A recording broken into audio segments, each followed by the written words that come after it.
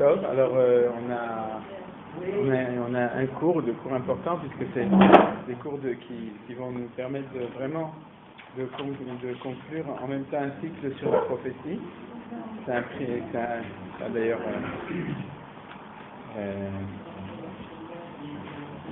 on dit Ashra en mot français. Ça inspire, voilà. Ça a inspiré aussi pour l'année prochaine pour le sujet des thèmes des conférences l'année prochaine.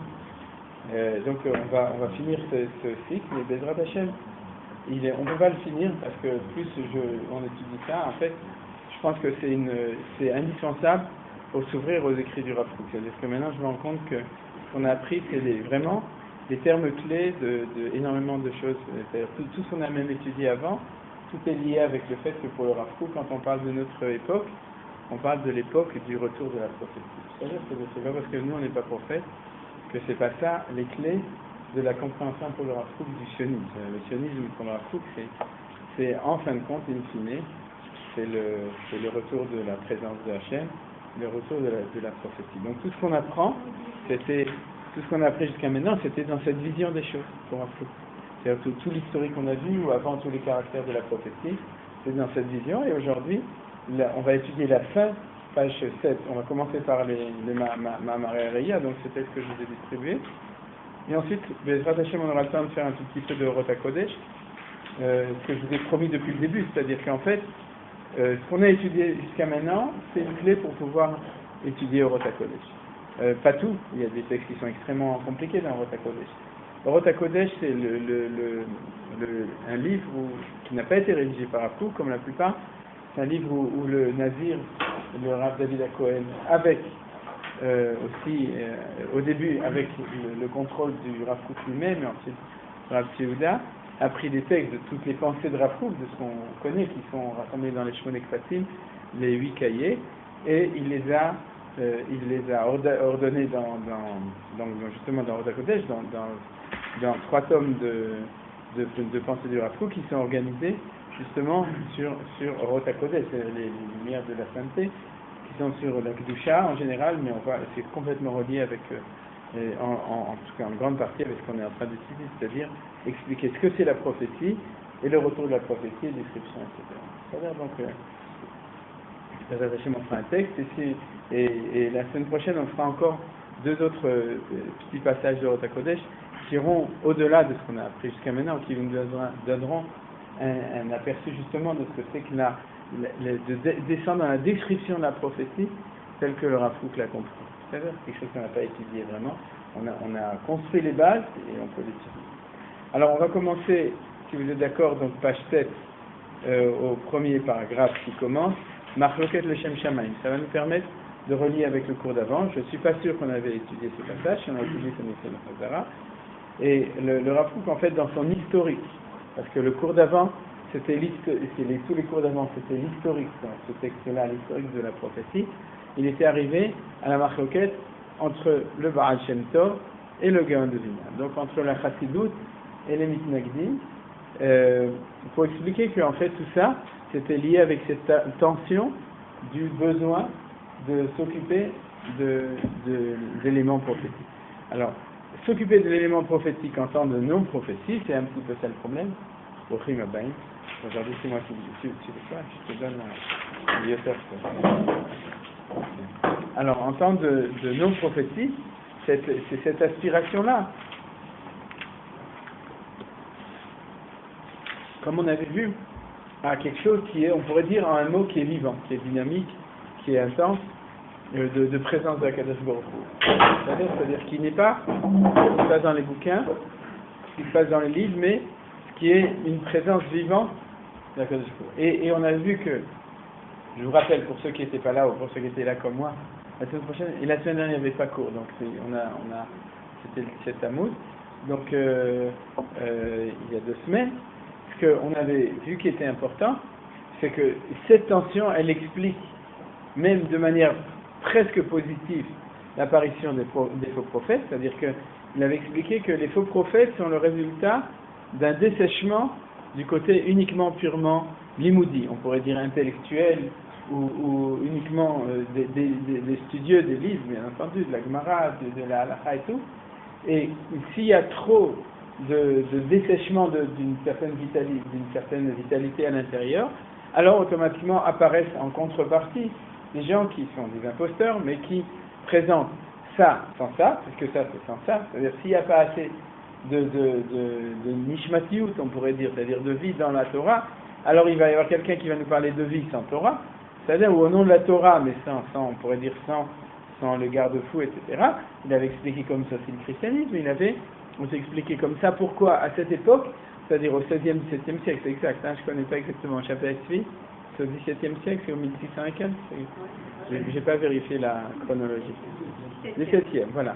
C'est-à-dire que pour lui, c'est dû à un dessèchement, une dévitalisation de la vie juive. C'est-à-dire, et à ce moment-là, une espèce de ultra, je ne voudrais pas dire orthodoxie, mais quelque chose qui est pointillé au niveau du texte et au niveau de la lettre, mais qui manque. Quoi?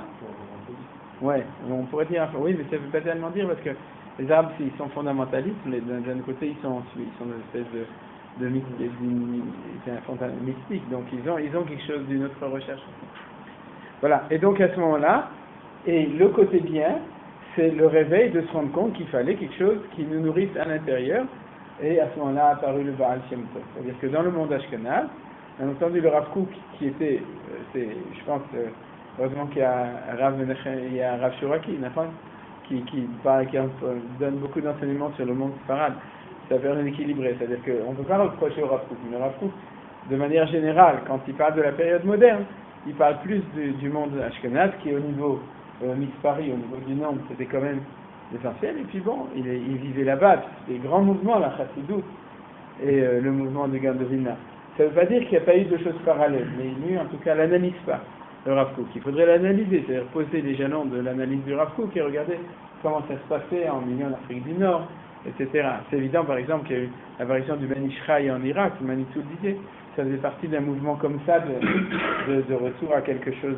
Il y avait un problème en Irak, il fallait aussi envoyer que le Ben Ishraï vienne, un peu comme le Baal Shem Tov, pas exactement dans le même sens, mais dans la même idée.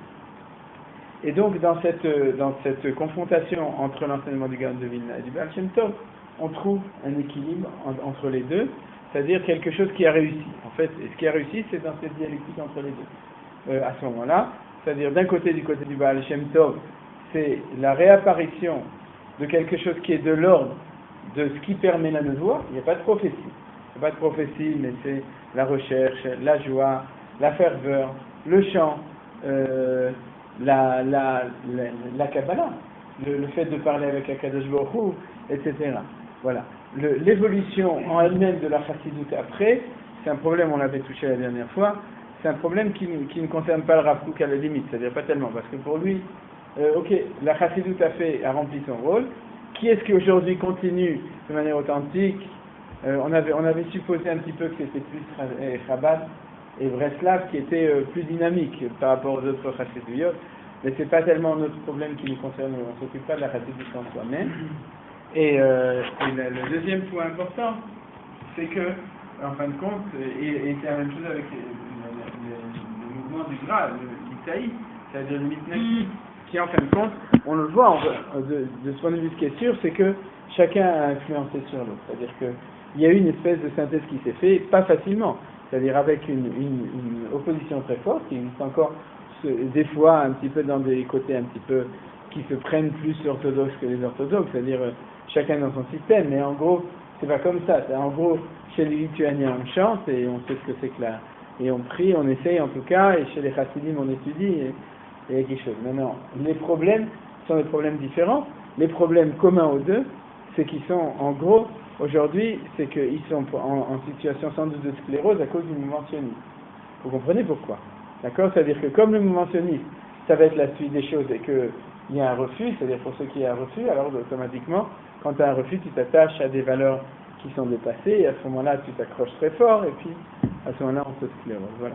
Alors donc, on va étudier la désclérose, on va voir ce que dit Rav Kook. Machloket leshem shamaim zo, banta. Donc cette machloket leshem shamaim, entre la Chassidut et le Gaon de Vilna, banta, dafka al yedei shnei yesodotea Amitrotesim Zebeze, Dafka avec ces deux fondements Mitrotesim, l'expression, je ne sais pas comment le traduire exactement, c'est ce qu'on appelle c'est Yaakov et Esav et Tzotzu Abanim de Kirba. Mais tout d'abord, c'est une expression de Torah, mais ça vient de quoi? De concurrence. Mais le mot, il aurait pu mettre Tacharut, Machloket, Meriva, Mitrotesim, ça vient aussi de la route, de courir.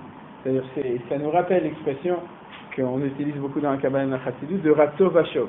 C'est-à-dire le mouvement des anges qui est de courir et de revenir. C'est un mouvement d'aller et de retour. C'est-à-dire que si le Rav Kook il utilise cette expression-là de Mitrotesim, il veut dire que c'est un mouvement, comme il est bien, de va-et-vient. C'est-à-dire que c'est une vraie dialectique. Shafrir Shamaim Adinim Vezakim. Donc elle a construit, tout ça c'était dans la virgule, Shafrir Shamaim, donc une vision du ciel, Adinim, qui sont fins, et qui sont Zakim et qui sont purs. Meleim Chen Vetiferet, qui sont remplis de grâce et de Tiferet, d'harmonie. Al-Kikar Agadol chez Knesset Israël Bagola, sur la base, la grande base de l'Assemblée d'Israël Bagola. C'est-à-dire que ce qui nous fait remarquer, c'est quelque chose qui a précédé le mouvement sioniste, c'est vrai, de pas tellement d'ailleurs, puisque le Gaon de Vilna, on l'avait déjà appris, ça faisait partie, et les premiers chassidim, il y en a beaucoup qui ont aussi commencé à revenir en Eretz Israël à partir du 18e siècle, du 19e, non, du 18e. 19e? Oui, 1819, non, 18e siècle, 19e siècle. Mais en tout cas, c'est quelque chose qui s'est construit encore en situation de Gola. C'est-à-dire que c'est, on pourrait dire, dans le monde ashkénaze, c'était les dernières, on pourrait dire les dernières créations de l'histoire de la Galoute qui a une certaine révolution. Je continue. Verra quelle idée avayato veshichlolo shel chug shechakim ze yachol itkonen yesod arti ou triyama asit l'Israël ve'eretz ha'avot. Donc ce n'est que par avayato, par son existence, veshichlolo et son développement, shel chug shechakim ze, de cet ensemble céleste, que peut se préparer la base terrestre de la résurrection Maasit active d'Israël dans le pays des ancêtres. C'est-à-dire qu'en fait, le Rav Kook qui reconnaît le mérite de la Chassidut et du mouvement de Gaon de Vilna au niveau des idées pour préparer les idées du sionisme. C'était dans la théorie, bien entendu, pas dans le fait d'étudier ou de faire les mitzvot, mais dans les idées, c'était des idées. C'est-à-dire et la Chassidut et le Gaon de Vilna, vous comprenez, c'est-à-dire c'était pas des idées qui faisaient descendre sur ils parlent pas d'ailleurs, si, le Gaon de Vilna, oui, mais pas la Chassidut, ils parlaient pas un langage dans la Chassidut de réalisation précise. C'est pas qu'ils n'en parlent pas du tout. Par exemple, j'ai un chaver qui me dit que dans Rabbi Nachman, ça tourne tout le temps autour de Eretz Israël, c'est-à-dire de ça. Rabbi Nachman, de Bresla. Moi, j'ai pas étudié. Oui, c'est le chant, ouais. Qu'est-ce que tu dis? De Eretz Israël. Mais disons que c'était pas des actifs, c'est pas des gens qui en ont parlé de manière active. Ils ont proposé un programme, d'accord? Mais il dit que c'est ça qui a préparé. C'est un chidouche aussi, c'est-à-dire ça nous permet de voir un peu l'évolution des choses. Im kolen tiota realiot, avec toutes les tendances réelles, à Ozrot Otabiyamenu, c'est-à-dire on parle maintenant du retour en Israël qui les aide de notre temps. Shomdam gam en, et tout cela, c'est-à-dire les tendances de réalité, c'est le sionisme réel, et nam et la marchirot et la tnoua apsichit et elokim. Tout ça, tout le sionisme, après la Chassidut, le Gaon de Vilna, nous dit le Rav Kook, le sionisme actif, le sionisme réel, c'est une préparation vers un mouvement psychique divin, c'est-à-dire un mouvement de retour de la prophétie. Vous avez compris que pour le Rav Kook, il le dit clairement, je l'ai souligné ici, et il dit clairement.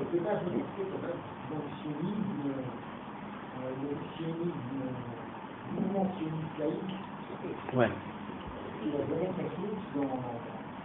Donc, tu veux dire dans la Chassidut et dans le... Non. Alors c'est ça. C'est pas que... D'ailleurs, c'est pas étonnant, des Hagav, que, de nouveau, sans rien enlever à tout, pour ceux qui, comme toi qui viennent d'Afrique du Nord, à tous vos grands-parents ou grands-oncles qui ont fait leur aliyah du Maroc ou de Tunisie ou du Yémen et tout. Mais en gros, c'est clair que les premiers sionistes, le mouvement sioniste le vrai, parce que Herzl il était de Vienne, mais ces soldats, c'était tous des chilonim qui étaient des enfants et des petits-enfants de Chassidim et de Litaïm, d'accord? C'est-à-dire Chaim Nachmiel Béalik ou d'autres, etc. D'ailleurs, tu le vois, quand ils racontent leurs histoires, tu prends Shimon Peres, ah mon grand-père, bon, de toute façon tout le monde, son grand-père, il était à Sava chez les Arabes, mais c'était pas rabbin, il savait étudier, mais en gros, malgré tout, le creuset au niveau des forces vives de la Tzionout, c'était malgré tout, c'était l'endroit où il y avait la Chassidoute et la Lituanie. C'est quand même là-bas qu'ils sont sortis, sauf qu'ils sont sortis, sans doute que ça a pris trop de temps, donc ils ont eu le temps d'enlever leur kippa entre-temps et de raser leur barbe. Mais c'est quand même, mais c'est de nouveau l'analyse du Rav Kook, c'est pas qu'ils ont enseigné, c'est dans cette dialectique. Si tu dis que le sionisme c'est un mouvement actif, oui, et que eux c'est le shtetl où on était assis, on étudiait la Torah avec beaucoup de Messirut Nefesh, mais je dirais encore dans la dalle, c'est-à-dire comme ça, alors c'est la photo habituelle, on présente les choses comme antithèse, c'est-à-dire qu'il fallait tout lâcher pour devenir sioniste, et quand on ne le laissait pas, et puis avec le pire de tout ça, c'est que quand on restait dans le shtetl, sauf on est resté trop tard. C'est-à-dire qu'on s'est fait avoir après par la Shoah. C'est-à-dire donc c'est tragique, Bichlal. Mais pour le Rav Kook, de nouveau, au niveau du monde des idées de l'évolution des choses, il faut accepter que la Tzionout elle-même, c'est un mouvement prophétique. C'est le moment de la révélation de la prophétie.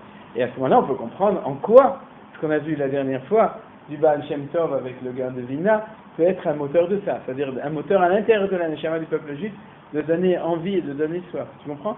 C'est-à-dire que c'est les histoires et la ferveur du Baal Shem Tov qui ont fait que, inconsciemment, le peuple juif dit, mais si c'est comme ça, pourquoi est-ce qu'on reste dans le shtetl avec l'histoire du Baal Shem Tov alors qu'on peut avoir la Shrina en Eretz Israël? Ça, c'est au niveau de l'inconscient du passage de l'histoire. C'est-à-dire? C'est comme ça que ça se passe. Alors, ça se passe pas de manière directe, ça se passe de manière compliquée. Voilà. Alors, comment est-ce que le Rav Kook va lier les choses? On va voir qu'on va revenir aux éléments qu'on a déjà étudiés et que vous connaissez déjà, donc qui vous permettent de bien comprendre les choses. Si c'est pas clair, vous poserez des questions. Alors maintenant, on est dans le passage qui nous parle de Shivat Zion. Apsichika aleumit matrila la Kod Galim. Donc, nous dit le Rav Kook, la psychique nationale commence à faire des vagues. La Kod Galim, c'est faire des vagues. C'est-à-dire? Alors, maintenant, avant même de lire, je pense que les éléments qu'on a étudiés nous permettent de comprendre les choses. Pour le Rav Kook, on l'a déjà vu. Le retour en Eretz Israël, on appelle ça Tria, Atria Léumit, la résurrection. C'est le fait que le peuple juif en tant que peuple commence à vivre. Parce qu'en tant qu'individu, on a toujours vécu. Mais en tant que nation, on était mort. C'est-à-dire, ça on l'a étudié plein de fois cette année. Et que le retour en Eretz Israël, c'est comme le triatamétim d'un individu, que les atamot, ils se relient l'un aux autres. Vous vous souvenez que c'était le machal du Chazon à Atamot à Yefeshot, de la vision des œufs séchés, et que les cellules, tout le monde se relie ensemble, et que ce que les autres ne voient pas, et que le Rav Kook voit, et ce que tout le monde sent, c'est que le peuple juif est redevenu vivant. C'est-à-dire, c'est ce qu'on appelle la trialogie. Nous dit le Rav Kook, souvenez-vous, la prophétie, elle passe par la vie ou elle passe par les bouquins? Par la vie, vous vous souvenez, d'accord? Et c'est pour ça qu'il utilise systématiquement cette notion de psychika. Pour nous, aujourd'hui, c'est un peu bizarre, parce qu'on pense à psychi chaque fois. On pense pas à psychologue, il vaut mieux pas penser à psychologue, et on pense à psychi. C'est un psychi en hébreu moderne. Mais psychika, c'est la psychique, c'est la chayut hanefesh. En hébreu, non pas du Rav Kook, qui fait exprès d'utiliser ça, mais c'est la vivacité au niveau du nefesh. Nefesh, c'est la force vitale. Vous vous souvenez qu'on s'est expliqué souvent qu'il y a nefesh, ruach, neshama, chaye, yichida. Il y a 5 niveaux de la neshama. Les plus importants, c'est le nefesh, ruach, neshama. Et que celle qu'on appelle nefesh, c'est la force vitale. C'est celle qui se trouve aussi dans les animaux. Vital, vitali. Ouais. Et qu'on trouve aussi chez les animaux. Et eux, ils n'ont que ça. Et c'est pour ça que les animaux, ils ont une nefesh abéhémite. Et nous, on a aussi une nefesh abéhémite. C'est-à-dire, quand on parle de ça, on ne dit pas ruach béhémite ou neshama béhémite ou chaye chida, ça n'a aucun sens. C'est-à-dire que c'est précis. C'est un nefesh abéhémite. Parce que le nefesh, c'est là où il y a les pulsions, là où il y a les sentiments, et là où il y a la force vitale.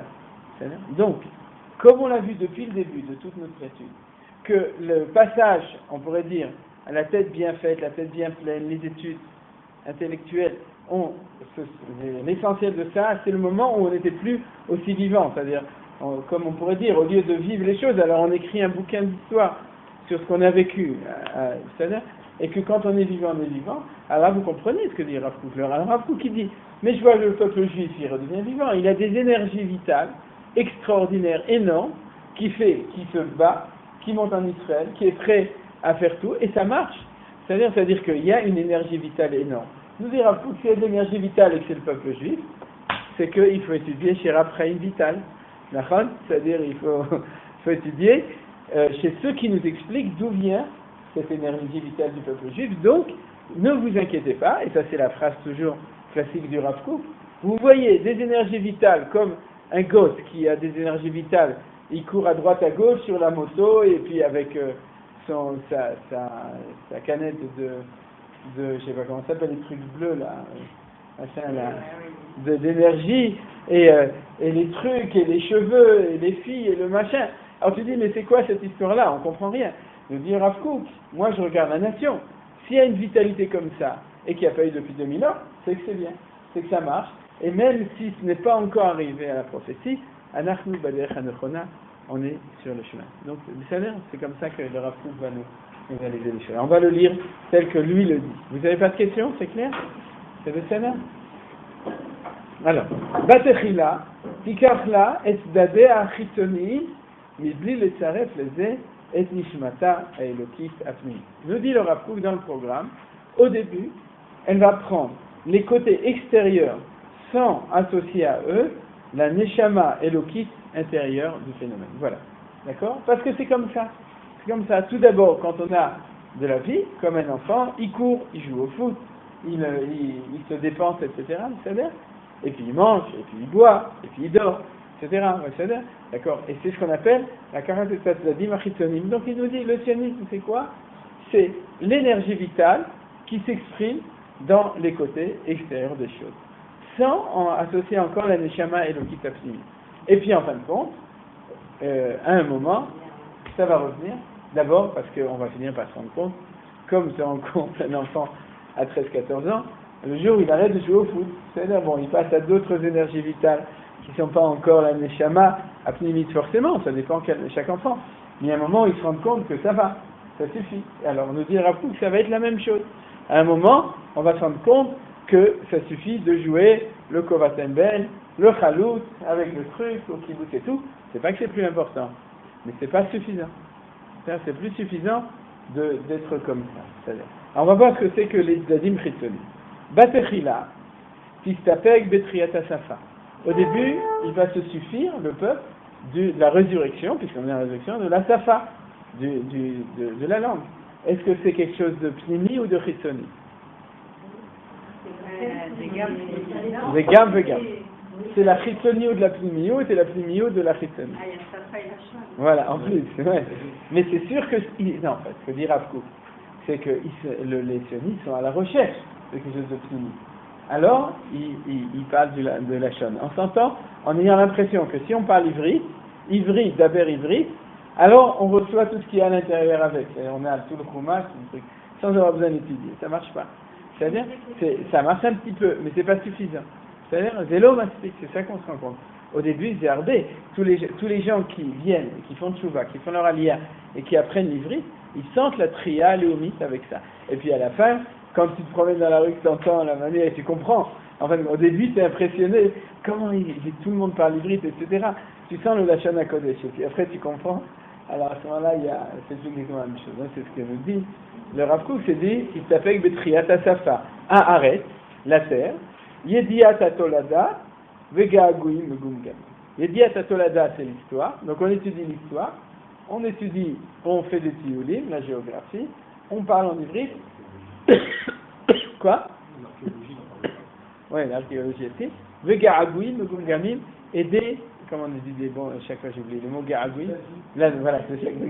La nostalgie, même Gumgamim, des balbutiements de nostalgie. C'est-à-dire, on a une nostalgie vers quoi? Vers le Beit Rishon, vers le Beit Sheni, vers les Avot, etc. Et il y a Tzipi Chotovali, tout le monde envoie sur le WhatsApp un discours extra qu'elle a fait à la Knesset de 3 minutes.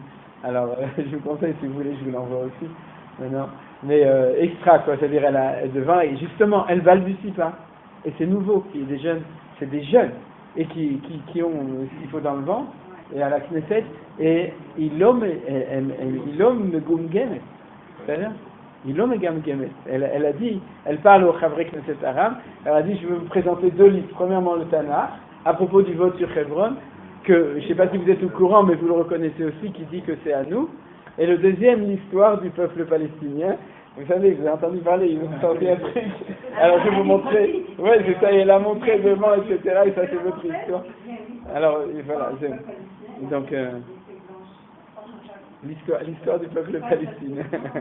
Voilà. Donc,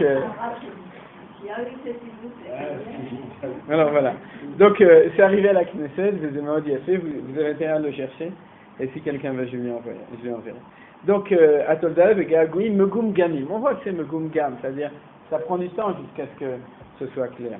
Efes, Me'en Or Elokim Bekirbam, Anefesh Timale Charata. Il dit Efes, c'est-à-dire que c'est pas suffisant. C'est-à-dire, il utilise des expressions négatives qu'ont utilisé les explorateurs. Efes, qui a Azamare.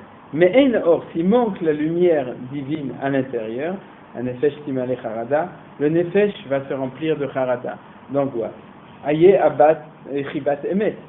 Où est la chiba, c'est ici, de emet, de la vérité. Aye abat Sion, le chibat de Yerushalayim. Où est l'amour de Sion, le chibat de Yerushalayim.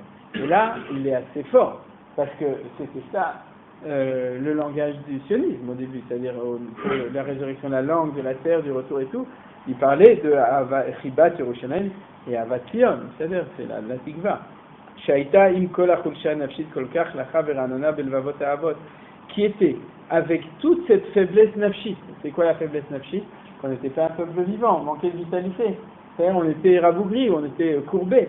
Mais cet amour de Sion et cette chiba, comment on dit chiba? Affection, voilà. L'affection du Yerushalayim était tellement humide et tellement vivante dans les cœurs des Havot. C'est-à-dire ceux qui étaient justement dans le Melach ou dans le Shtetem. C'est-à-dire, Svea Nidudim Bagola, ceux qui étaient tellement rassasiés, saturés des errements dans la Gola. Ashelak de la Abba Bidmana, Tazkir et Taouma Achaya, et Kol Banea Bonea, Seria Vechol Marzike Bitka, la Shuv et la Makor Apsychi, Makor Achizayon, Vanevoa, Anikletet Davka, Alede Emtsaout, Aemuna Adira, Beelohim, Abba Achare Kol Chofesh, Merkar Vegayon, Achare Kol Tsura Bilti Mugbelet, Ve'amon Nisyonot, Shel Tzidrei Chaim Avrikim, Vechofshin Meminehem. On va s'arrêter là parce que c'est une longue phrase.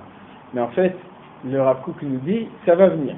C'est-à-dire que cette grande question qui va venir en son temps, va rappeler à la nation vivante, à tous ces enfants qui sont ces constructeurs, Banéa Bonéa, ces jeunes et tous ceux qui s'occupent donc de reconstruire, de revenir vers la source psychique, c'est-à-dire de revenir vers la vraie source de ce qui leur arrive. D'accord? Ils sont vivants, ils ont une énergie, mais il faut revenir à la source.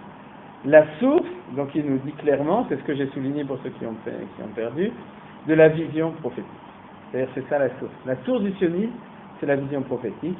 Anikletet, qui est justement, qui est absorbée par le moyen de la émouna énorme en Dieu, qui vient après toute la liberté de la recherche et de la logique. C'est-à-dire quoi?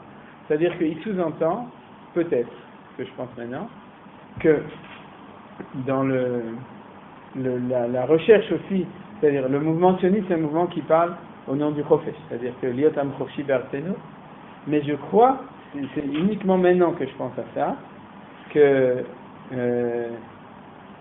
quand il parle Chofesh Merkar Vegayon, je pense qu'il parle aussi des dominants de Galout, où la non-présence de Dieu faisait que même dans la recherche de Torah, il y avait plus une recherche libre, c'est-à-dire, bien entendu, on devait être fidèle au texte, mais on l'a connu, c'est-à-dire que de chercher, d'essayer de comprendre, etc. Maintenant, dans la prophétie, on n'est plus du tout dans le même registre, on n'est plus dans le registre d'un limoud où il y a cette forme de chofesh, etc.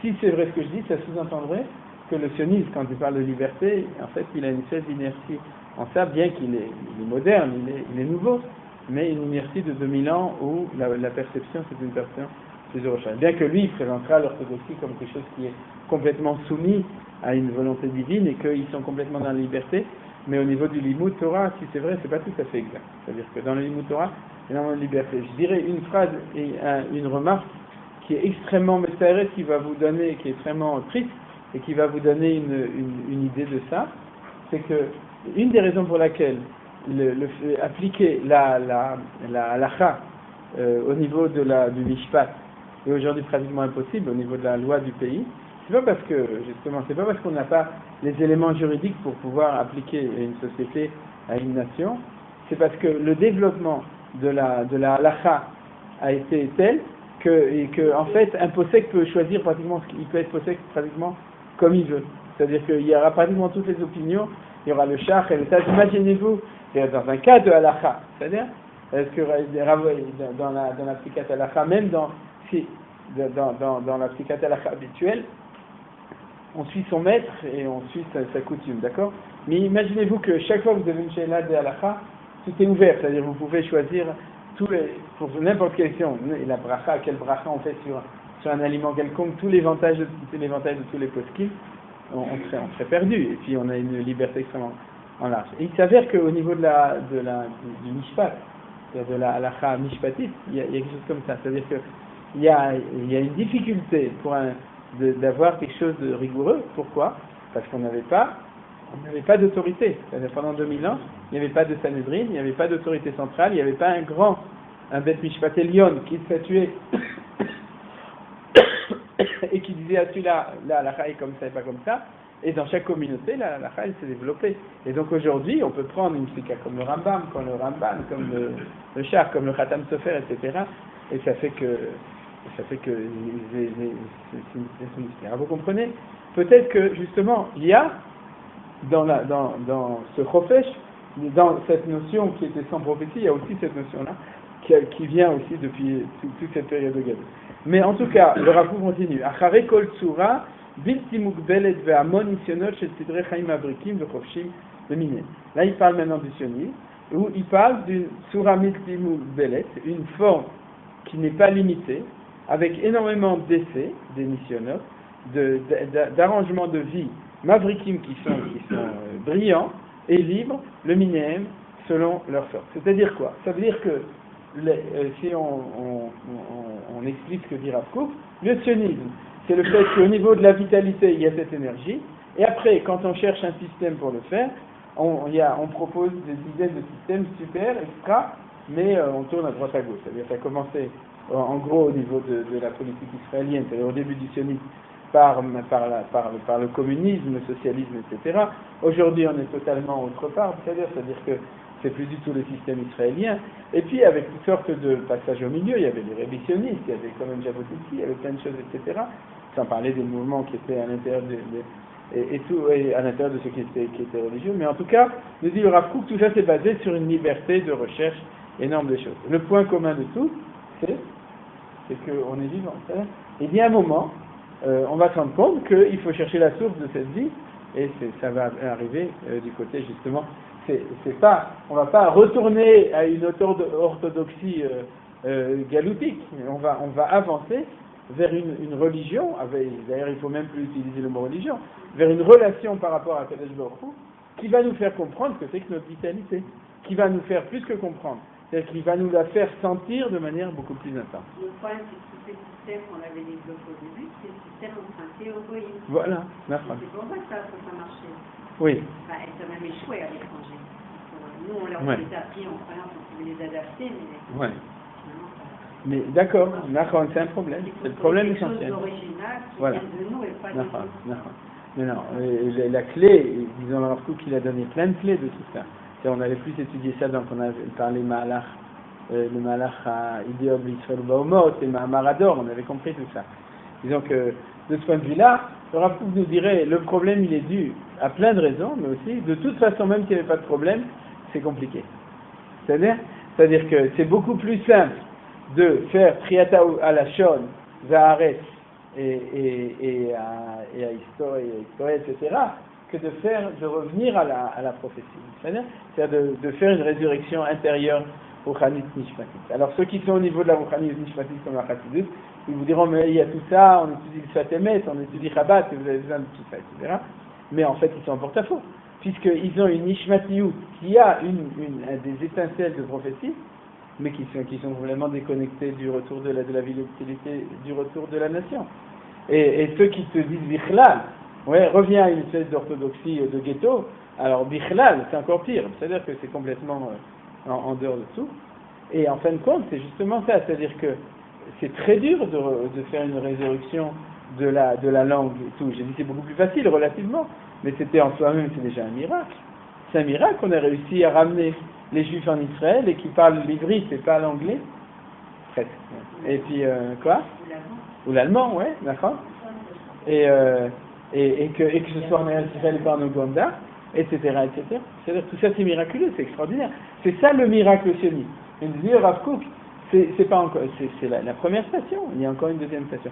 Si déjà ça c'est tellement dur, alors ça explique. Non seulement c'est tellement dur, mais quand on est focalisé dessus, alors éventuellement on va chercher des ismes qui vont expliquer ça ou qui vont aider à réaliser ça, qui sont d'autres ismes.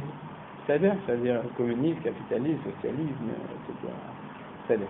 Alors, mais c'est pour ça qu'on a besoin du Rav Kook, de nouveau. C'est-à-dire qu'on a besoin du Rav Kook pour nous permettre de préciser cette vision qui va au-delà des choses. Et chaque fois que je le lis, je me dis, mais c'est, même si je le lis encore une fois, c'est pas parce qu'on l'a lu la semaine dernière qu'on a lu la carte de la réalité des informations cette semaine avec ces lunettes-là. C'est-à-dire qu'il fallait être le Rav Kook pour pouvoir voir les choses de cette manière, surtout à l'époque où il était. Même aujourd'hui, on est quand même perdu, on est énervé contre tel truc, et le vote de l'UNESCO, et la Zaria, et les problèmes, et le machin, le bidule. Et puis on est triste de Chayalim qui sont morts, etc. quoi. Mais on est dans le yom-yom, au jour le jour. Mais est-ce qu'on est capable d'avoir cette vision extraordinaire? Alors voilà, c'est pour ça qu'on a besoin d'étudier l'enseignement de notre maître. Je continue. Donc là, il décrit justement cette force qu'on est en train d'acquérir, c'est la force physique. C'est-à-dire, alors c'est avec des mains pleines de omet, de courage, ou shririm, et des muscles, chazakim, que barzel, fort comme du fer, ou vekoma mechutevet, avec une stature mechutevet qui est bien taillée, venefesh mele'aot, avec un nefesh qui est rempli de force, yigash atzari israeliati.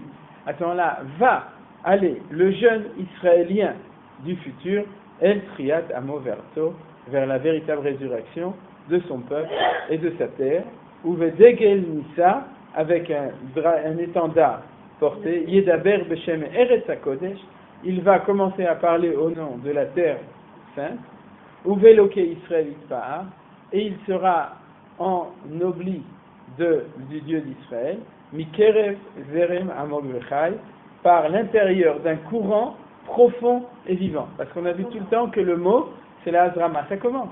C'est-à-dire Gouchemonim, etc. C'est-à-dire le passage, c'est, le langage de Tipi Khotobali aujourd'hui, c'est le fait qu'il y a quelque chose. Maintenant, l'opposition à ça est tellement forte qu'on n'y est pas arrivé. C'est-à-dire, ça commence. Il y a des étincelles. Il y a de plus en plus d'étincelles. Il y a plus en plus d'énergie. Ils existent. Quoi?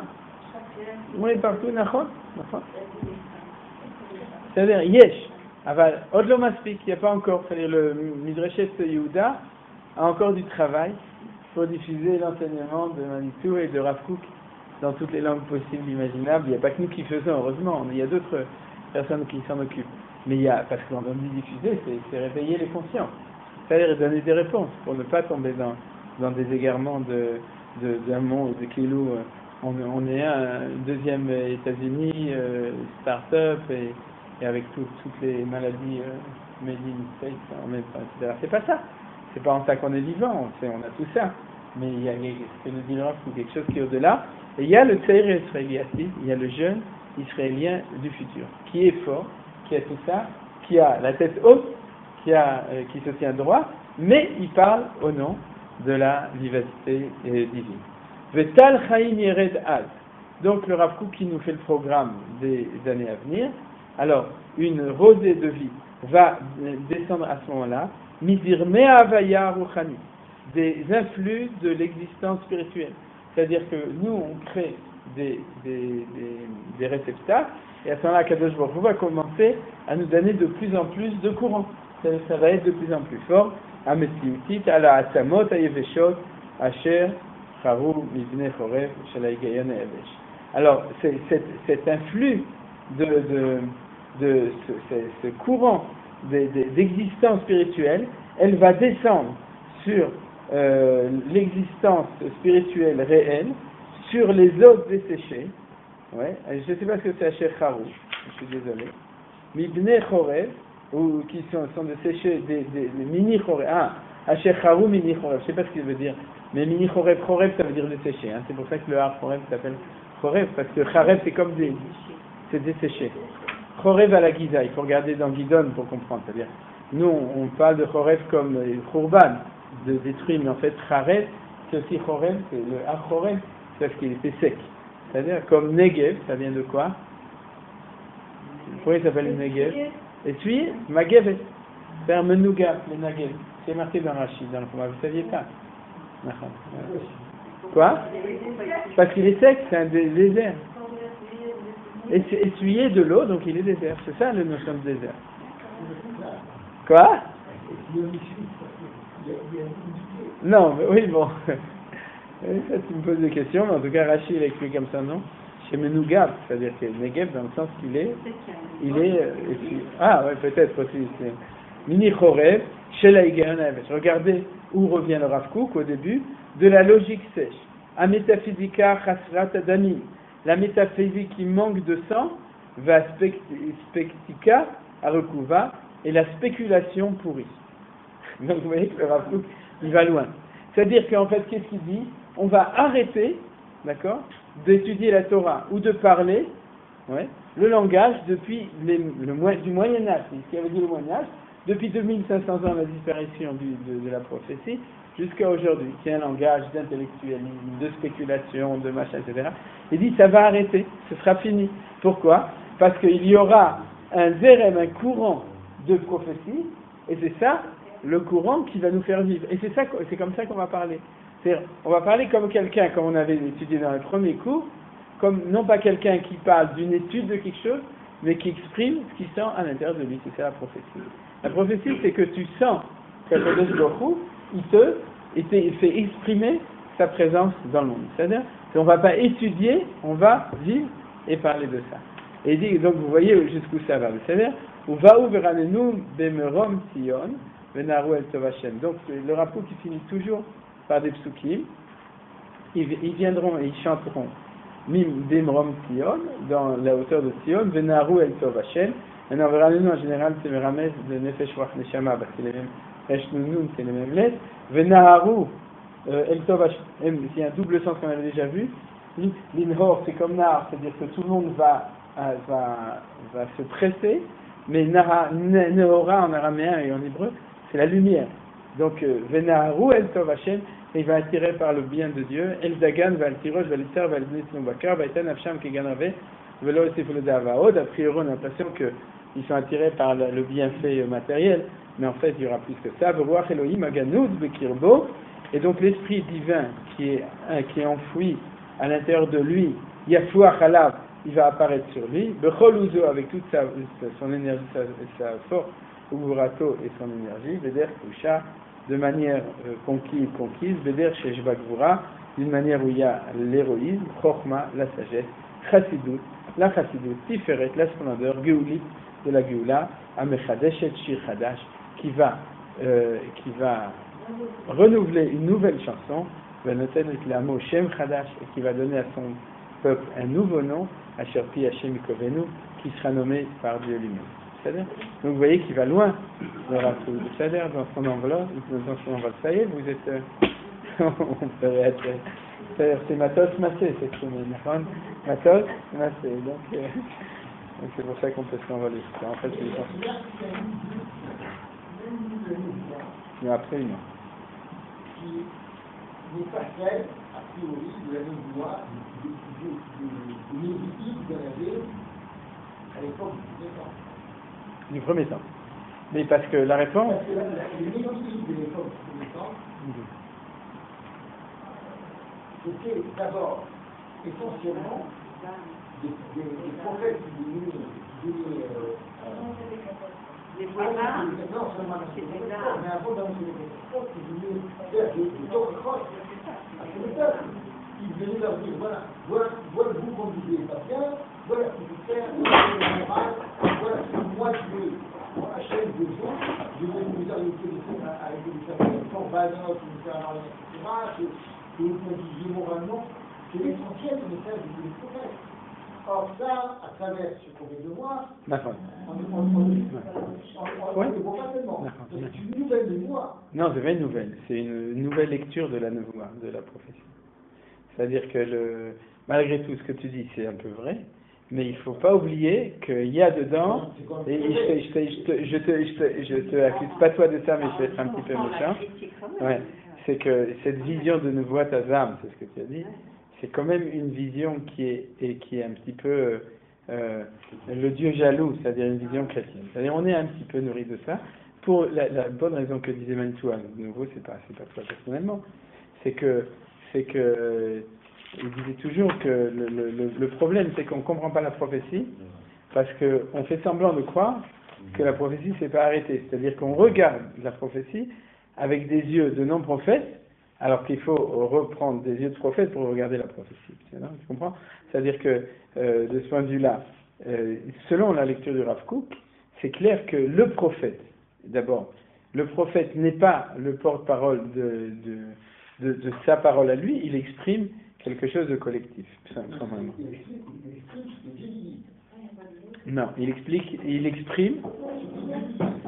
Et quand Dieu lui dit non, je dis un peu là. que ceci, que cela, il répète ce que dit.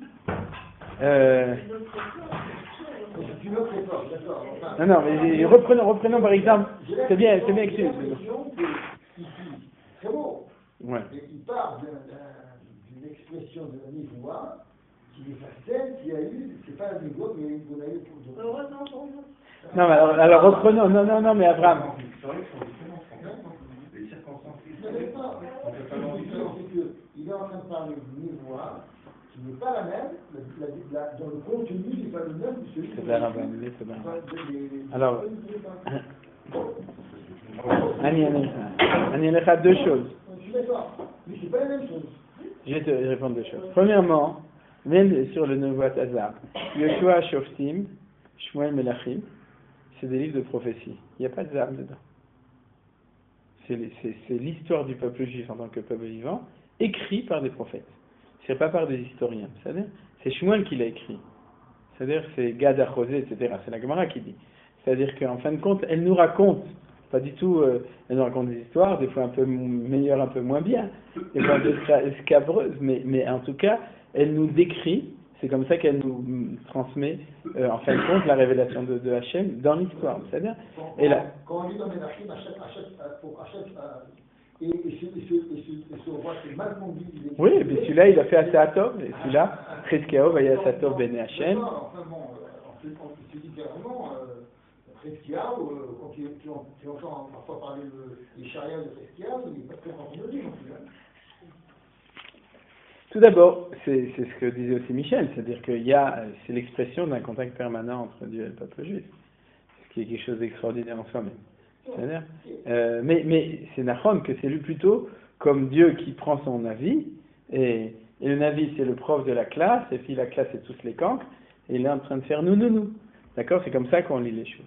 Alors premièrement, c'est pas vrai, même si tu prends Vayasara, c'est marqué Vasato, il faudrait faire une moyenne de tout pour voir. Il y a plein de bonnes choses. C'est-à-dire, il y a plein de bonnes choses, il y a plein de problèmes, mais en gros, premièrement. Deuxièmement, prends Yeshayahu et Yecheskel et tout. J'ai pas mesuré, compté le nombre de chapitres. Mais il y a les chapitres de Nehama, celles qui parlent que le Rav Kook cite tout le temps d'ailleurs ici, c'est-à-dire toutes ces prophéties. Je pense que c'est peut-être 50% malgré tout des prophéties de Yeshayahu, etc. En tout cas, dans Yeshayahu, c'est clair. Dans Yirmiyahu, je ne vais pas m'engager. Et dans Yecheskel, à mon avis, c'est aussi. C'est-à-dire que, sauf que quand ils ont parlé cette parole, ils ont parlé du futur.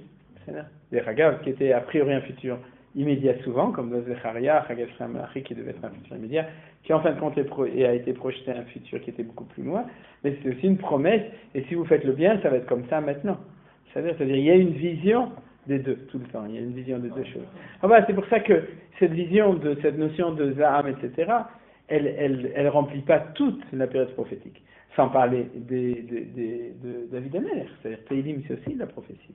C'est-à-dire Beruach HaKodesh, tout Teilim est écrit Beruach HaKodesh, etc., etc. C'est bien. Les gens ont gardé finalement que le côté négatif, parce que il y a eu le Khurban, il y a eu la galoute et tout, et on a retenu beaucoup le fait qu'on est responsable peut-être de tout ce qui s'est passé, et on se remémore les orachot, etc., des Nédim. Et mieux là-dessus, et comme aujourd'hui, les juges qui sont en rouge et qui vivent que du souvenir de la Shoah. C'est possible aussi. C'est possible. Mais disons qu'en tout cas, aujourd'hui, quand tu lis, par exemple, c'est ce que j'avais fait dans le premier cours, j'avais cité plein d'exemples. C'est-à-dire que quand tu lis le Tanakh, par exemple, quand moi je lis Yoshua Shoftim, etc., je vois pas du tout ce que tu dis. Pas du tout. C'est-à-dire, bon, c'est vrai, une fois à Sarah, ils ont reçu des baffes et ensuite est venu un chauffeur, etc. D'accord. Quoi? Non, mais ça a l'air, mais non, je te dis pourquoi je le vois pas. Parce que ce que je vois, c'est... Ouais, alors il faudrait qu'on fasse une donnée avec... Ouais, ben maintenant il faut que tu refasses avec la fougue derrière. Ouais. De A à Z, c'est Az. Maintenant il faut le faire... Je suis d'accord avec toi qu'il y a 50% des charias qui va dans le bon sens, c'est-à-dire qu'il y a 50% de chrétiennes qui vont également, etc. Et comme tu le dis, hein, c'est une projection sur l'avenir. C'est-à-dire que en fait, la parole de Cheskia aux gens qui sont là, ou de Cheskia aux gens qui sont là, qui viennent de voir, etc., c'est toujours des paroles dures. Ça, d'accord, c'est une question intéressante. Mais je reprends, moi, ce que je vois en tout cas pas dans les sphères plus historiques, c'est la parole de Dieu qui se révèle. C'est-à-dire que tu es un prophète ici, tu as une chose, une manière dont les choses, etc. C'est-à-dire, je veux dire à la limite, le chumash pour nous, c'est Torah Traim. C'est-à-dire, on utilise le chumash. Mais je sais que pour les gens qui sont à l'extérieur, quand ils regardent le chumash, ils le voient de la même manière. C'est-à-dire, c'est 24 000 personnes qui ont été tuées au moment de truc, et le machin, et Benot Midian, et puis après on tue tous les autres, etc. C'est ça racole, et puis tout ça, avec les Midrashim et 80% qui ne sont pas sortis d'Égypte, et puis l'esclavage d'Égypte, c'est-à-dire, cette vision des choses, on peut la voir même sur le Chumash, à la limite de quelque chose qui est comme ça, avec plein d'erreurs et plein d'égarements et tout. Nous, on a été habitués à lire le Chumash de manière différente. C'est l'histoire telle que c'est déroulée, avec on sait que c'est pas la vision qui traverse cette histoire-là, il y a une vision de la chaîne pour le futur. D'accord, on sait ça. On y est. D'accord. Disons que au-delà du dialogue qu'on a eu maintenant, je pense que ok, et ben c'est pour ça qu'il faut le Rav Kook de nouveau. C'est-à-dire de même qu'il faut le Rav Kook pour voir notre réalité à un niveau plus haut, alors il faut voir une autre réalité prophétique, qui est basée de nouveau, qui n'est pas basée sur, on pourrait dire, d'une taruta deletata, c'est pas l'étude du texte qui nous amène, qui est basée sur une vision dans l'autre sens. C'est-à-dire que, dans la mesure où la description prophétique, même si en bas, c'est un prophète qui vient, qui râle, qui dit vous faites pas ça, d'accord? C'est la parole de Akadosh Baruch Hu, c'est-à-dire une vision d'une relation vis-à-vis de Dieu de nouveau. C'est pas le prophète de mauvais augure, c'est pas quelqu'un qui est là pour réprimander, etc. C'est comme on avait ici, c'est le fait qu'il y a une présence d'Akadosh Baruch Hu qui s'exprime. Alors, c'est une prophétie, on va dire, la prophétie qui est une prophétie au niveau, on va dire, national, quoi. De toute façon. C'est tout le monde qui est prophète. Non, mais même les prophètes, parce qu'il a parlé des... Oui, mais il a parlé par exemple d'Afka, on a vu à propos de Rabbi Akiva, Tachem Elokar, on a vu l'élément, et il va le reprendre dans le texte ici dans Rota Kodesh, qu'il y a malgré tout toujours des individus qui sont les tsinorotes, qui sont les intermédiaires par qui ça passe. Mais c'est évident qu'ils sont les symboles justement, je crois qu'il faut quand même rallumer l'air conditionné, en tout cas moi je le sens, je sais pas. Qu'est-ce que vous dites? Personne ne veut dire? Ouais, c'est un peu difficile. Ouais, on va demander au prophète. C'est une azrama rouchanite.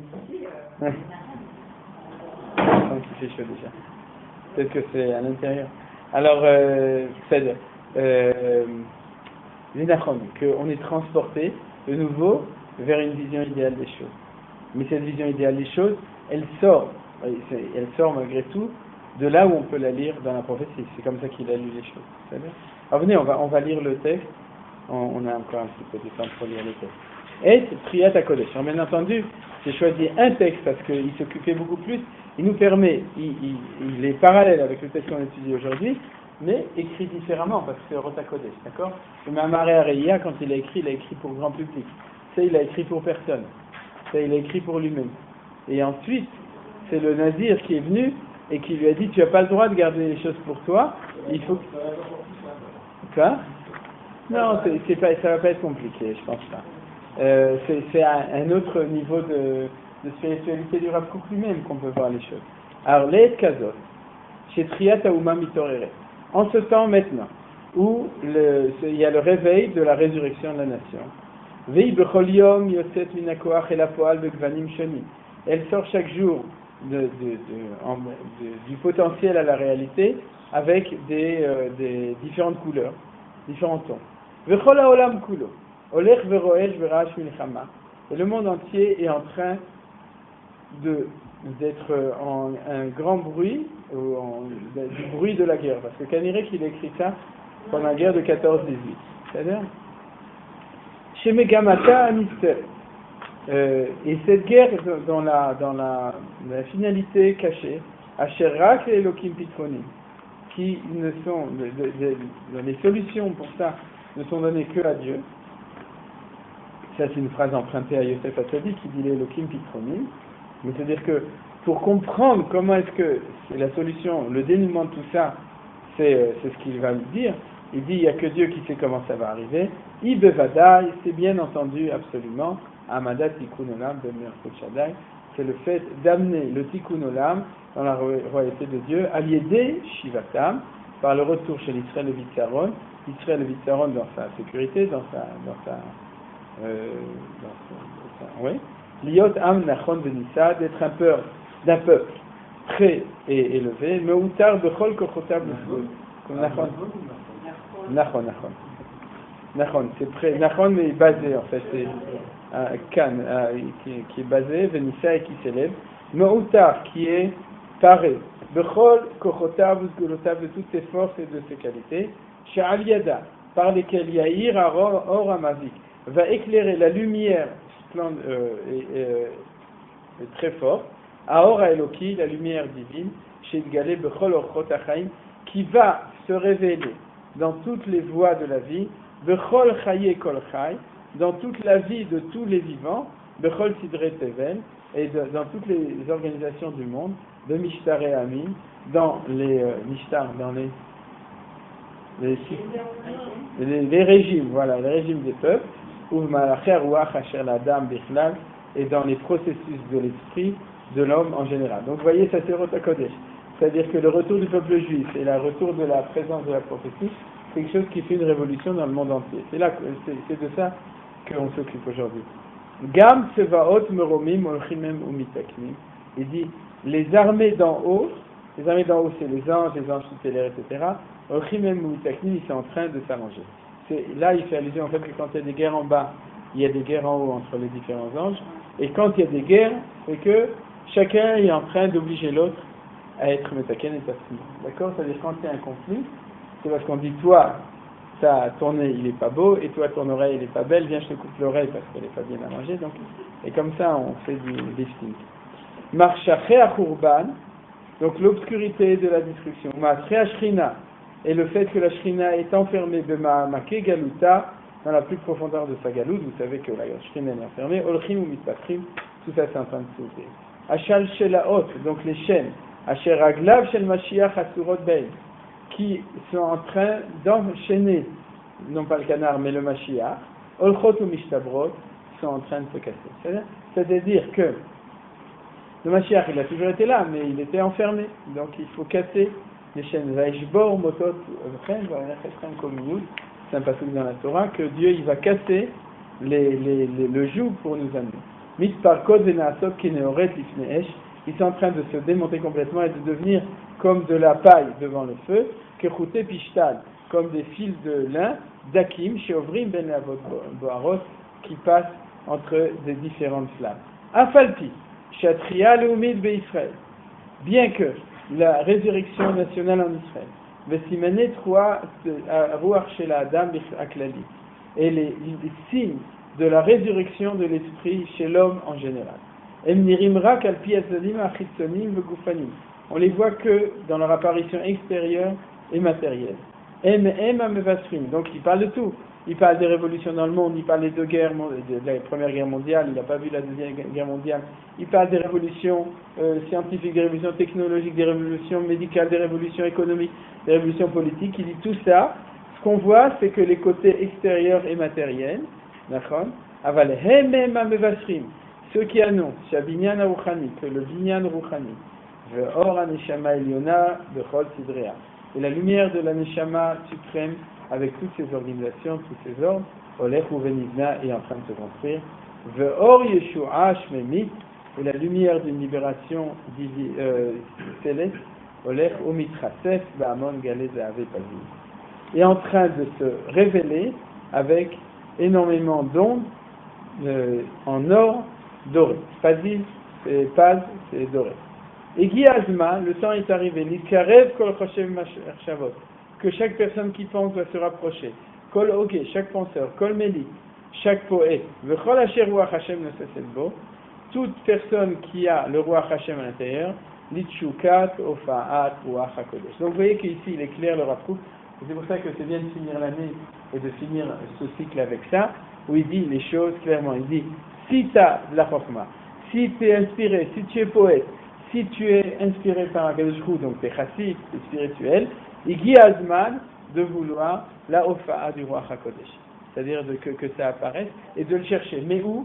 Pas en t'enfermant à Épinay-sur-Seine dans une yeshiva en étudiant, mais étudiant les problèmes épineux. Et mais en regardant comment les choses sont en train d'apparaître, c'est-à-dire en étant capable de révéler le côté à l'intérieur des phénomènes qui sont en train d'arriver. C'est-à-dire, mais pour ça il faut tchouka ofa'ad ruach hakodesh. Abba veshotef al-yedeh ma'amak higayon berazé Torah. Donc il nous dit bien sûr pour qu'il vienne et qui est en train de venir et en train de l'ishtof, comme on dit l'ishtof, en train de chitaphone, c'est-à-dire en train de choper, inonder, ouais, par la profondeur de l'étude des secrets de la Torah. Donc bien entendu, il faut, pour ceux qui sont, le Rav Kook maintenant il s'adresse à des gens d'élite.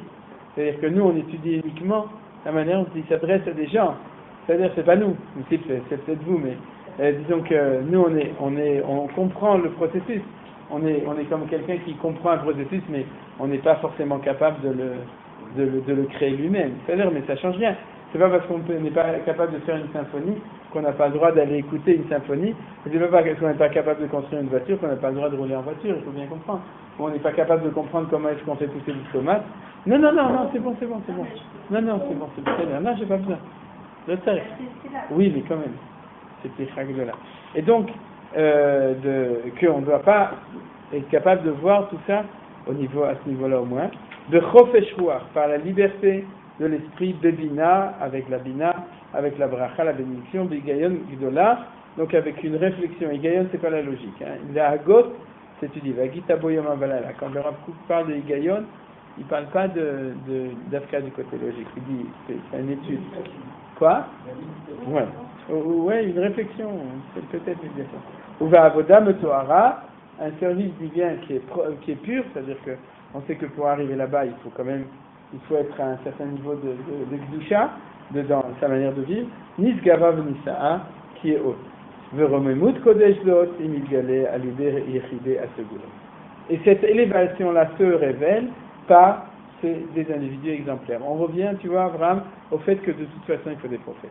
C'est-à-dire qu'il te dit, c'est la vox populi, c'est l'expression d'un phénomène dont la vitalité s'exprime par un khayal ou par un jeune qui est en train de faire du sport ou n'importe quoi. Vous savez, d'ailleurs, le Rav Kook, juste avant, il parle du sport. Vous savez, il y a un texte très, très célèbre. dans Rotatriya, sur le voilà, exactement. Et dans Rota Kodesh, il le lit beaucoup plus clairement, parce que là-bas, il dit uniquement c'est bien de le faire, parce qu'on est en résurrection physique, donc il faut être fort. Mais là, il dit, mais non, tout ça, c'est pour comprendre que ça fait partie de tout ça. Alors tout ça, c'est tout le monde là, cette vitalité. Il dit, on a besoin de ces Yechidei Sgula, c'est-à-dire de ces grands qui doivent être dans cette direction, qui doivent aspirer à ça pour pouvoir justement être le conduit qui puisse nourrir tout ça. Bien entendu que le Rav Kook, pour lui, en tant que personne, c'est clair qu'il se savait être quelqu'un comme ça. C'est-à-dire, quand il écrit les choses, on voit bien, c'est pour ça que Rota Kodesh, il parlait de ce qui vivait à l'intérieur de lui. V'romemut Kodesh zot, imit galel de yichidei asegulot. V'chol asher yecheze mirucho et siman. Il nous dit le Rav Kook, tout celui qui verra dans son ruach un siman, un filouké, même obscur, mais mi besorat Kodesh zot, de cette besora, de cette bonne nouvelle, de cette annonce du Kodesh là, Yosif Omen, Leatot Ozen. Alors il doit absolument rajouter du courage, Leatot Ozen pour écouter le Sot Siach Elyon, du secret du Siach, de la parole supérieure. C'est-à-dire que, en fin de compte, ça c'est déjà une introduction à l'enseignement du Rav à Nazir, le Rav David Cohen dans le Kol HaNevoah, où il dit qu'un des développements qui permet de ça, c'est d'apprendre à écouter. C'est-à-dire qu'il faut absolument apprendre à savoir entendre. Alors, vous me direz, mais qu'est-ce que je peux déjà entendre à part le bruit du mazgan? C'est-à-dire que quel roi je peux déjà entendre? Alors, non, apparemment, il y a des choses qu'on peut entendre qui sont beaucoup plus fins et que ça fait partie de la sagesse, de la prophétie, qu'on peut entendre des choses qui sont au-dessus. N'importe quelle personne qui prie, il entend. D'accord? Il n'entend pas grand-chose, mais il entend. C'est-à-dire, quand on prie, on entend des choses. J'ai entendu. Ouais, Shema Yisraël, la femme. C'est une histoire à propos de. On vous a conseillé d'écouter une histoire à propos de l'âme. Ah ouais, d'accord. On dit le problème, quand on dit Vaïsaber, on dit quoi Vaïsaber? C'est que Dieu parle, c'est quoi parler? C'est quoi le mot Vaïsaber? Le terme, c'est. Est-ce qu'on peut se rendre compte que la manière dont ces mots naturels à l'intérieur de... On ne sait pas. Voilà. On l'a jamais vécu. On l'a jamais vécu, mais il nous dit, c'est Tchoukat au Fadwa Chakodesh. C'est-à-dire, il dit, il faut, si tu es sioniste, alors tu dois aspirer au maximum. C'est-à-dire, chacun à son niveau. C'est-à-dire, il faut aspirer. L'itnase mima'al lagot ruach aspechen enoshi. De s'élever au-dessus la hagout, au-dessus du Hagut Ruach, de la réflexion de l'esprit, du Sechel Enoshi, de l'esprit humain. Amugbal, qui est malheureusement extrêmement limité, ou l'Italer Berachva, il faut aller plus large. Be'arugot Matae Bisme Kodesh Elion. Dans les Arugot, je ne sais même plus comment traduire, mais dans les allées des plantations, mataïm, ouais, c'est ça, des plantations, des samim, non, j'ai perdu mon français. Des parfums du Kodesh supérieur, chez Or-Ruach Gimzat Kodeshim, Vereachatov, là où la lumière du Ruach, de ce qui est caché dans la sainteté, et la bonne odeur du Meshiach, Dieu, chez le Meshiach, Elokei Yaakov, du Mashiach de Dieu de Jacob, Olech ou Mizdalef Bahem, va et s'épanche, c'est-à-dire ces odeurs-là, là-bas. Atu Oznechem, ou le Chouelai. Donc, écoutez et venez vers moi. Shim'u, écoutez, Utechin Afshechem, et à ce moment-là, votre nefesh va revivre. Vea Marten, Vechreta Lachem Brit Olam, et je ferai avec vous, je conclurai une alliance Olam. David Animani, les Chassadim de David Animani. Alors j'espère que même si on ne va pas sortir prophète, on va quand même en profiter et qu'on va sentir au moins l'inspiration de ceux qui sont inspirés et aussi l'aspiration. Et en même temps l'inspiration qu'avec tout ce qu'on a fait cette année, on a commencé par Rotatua et je fais la conclusion, mais en fait il y a encore un cours la semaine prochaine, mais c'est pas grave. Ce qu'on a fait avec le Rotatua, etc., qu'on a senti que petit à petit, on a senti que le Rav Kook nous a élevés là lui-même, peut-être pas là où il était, mais au moins nous faire un petit peu entrevoir ça. Et justement, ta remarque était peut-être pertinente parce que il faut faire un nettoyage. Il faut faire un nettoyage de toutes ces visions qui sont malheureusement dues au fait qu'on n'a pas assez de perspective ou parce qu'on n'a pas assez d'expérience pour pouvoir au moins sentir cette vision qui est beaucoup plus claire et que Bezrat Hashem, Niske, Bekarov, disons comme ça, comme moi, mes prinatifs, il y a un quorum minimum. Ouais. Alors, juste, il faudrait que tu refasses en disant que c'est le dernier cours.